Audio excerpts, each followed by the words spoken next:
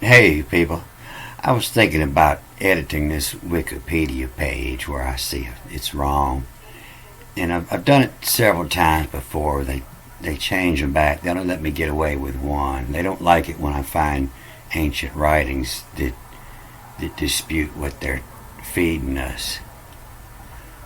But you know the founder of Wikipedia, Jimmy Wales, he comes from Huntsville, Alabama. Here, you know this is America's headquarters of Masons. They got the NASA out there, and they also got the world's largest Tubal Cain statue. You know, Vulcan, that's actually Tubal Cain, and he's mooning the city. But yeah, where it says Tubal Cain in the Bible, that's actually a V. You know, it's only a V when there's a dot in it. It's Vulcan. And he was the artificer of metals. They're all one and the same, Vulcan and Tubal Cain. But they got some bad information in here, and I noticed that.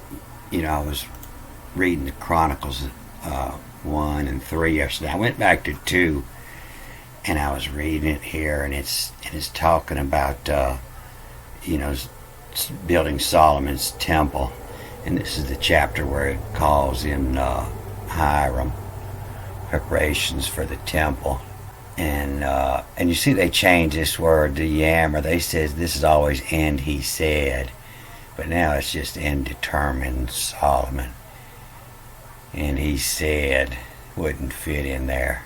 But they're building the temple for the name of Yahweh, and it got down here to what was going in it. And therefore it once sent me a man skillful to work in gold and silver. It's talking about sending him Hiram. And you see this in gold, Ba, B is in, Zeb is gold, and Va, Ba, and in cusp, and in Noah's. You see here, and in the bronze. And this should read, and in iron, and in Barzel, and in Argon, Argun. And you see that they're trying to throw you off here, because usually always when there's a vav in the middle of the word, you know it's a V, W, or U, they'll always give it a O. And so here they're trying to throw you off, they give it a EWA. But it's a O, and this is and in Argon. So argon's real common in the atmosphere, and it's a noble gas, and so we use it for welding, and it doesn't do anything for the weld. All it does is keep the impurities out. You don't want air getting in your weld, because the hydrogen in your weld will cause it to crack.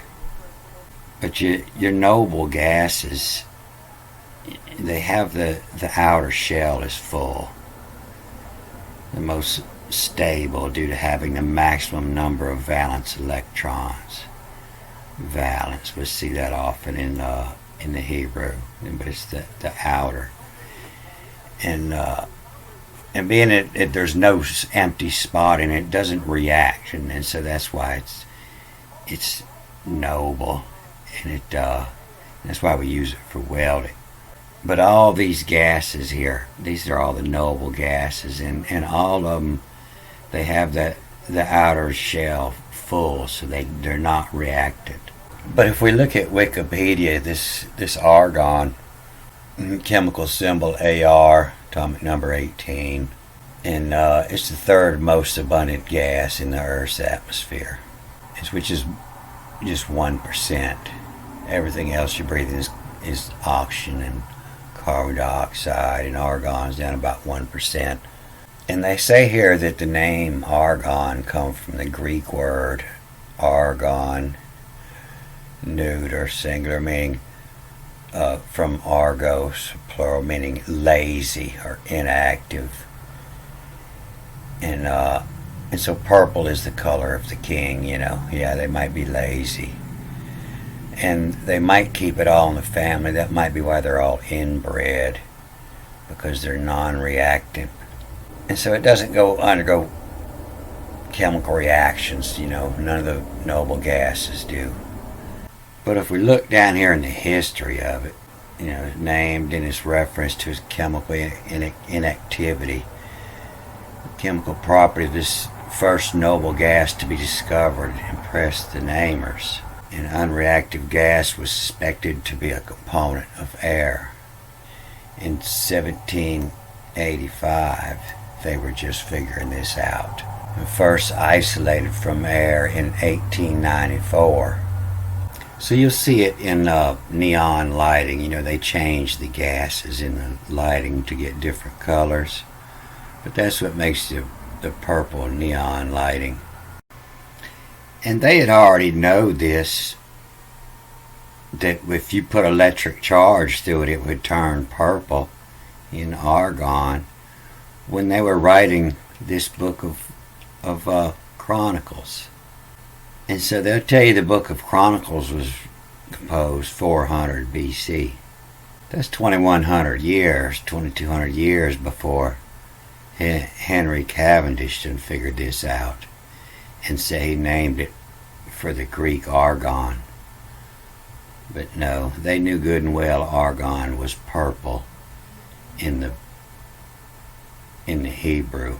And from other writings I've read about this, it seems that the Temple of Solomon wasn't even called the Temple of Solomon. It was called Solomon Palace. You see it here where it says 1,000 men. It starts with an A, and it's P-L-A-S-I, the palace.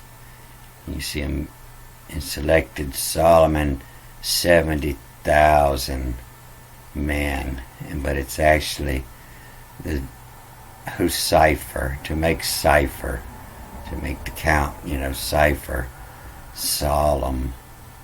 The 1-7 is, the 1-7 is the palace of Sybil. The palace of Sybil, the palace of the courts. And the shaman is the palace of Hexen, the Hexen. Usually this Hexen, they'll say it means the court, the hex. And you see it in this old picture of Hiram, and he's standing in the hex. And I believe they had this old palace lit up with neon lights, and it was a casino whorehouse is what it was. Old Solomon's Palace. And you can see it here, UVB, of in razzle of argon. Of in razzle of argon. Razzle is a word meaning the Lord's secret. Maybe the Lord's secret was electricity. The secret of God. Arabic word meaning the secret of God. Of in razzle of argon. Of in the secret of God, electricity through argon gives you a purple light.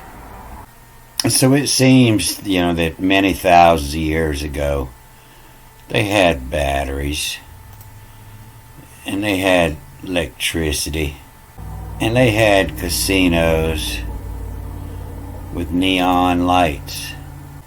Alright, I'm going to cut this off here. I finally got my roll-up doors come in. I've been waiting on them for like 2 months now. And so I got to go to work and hang some doors.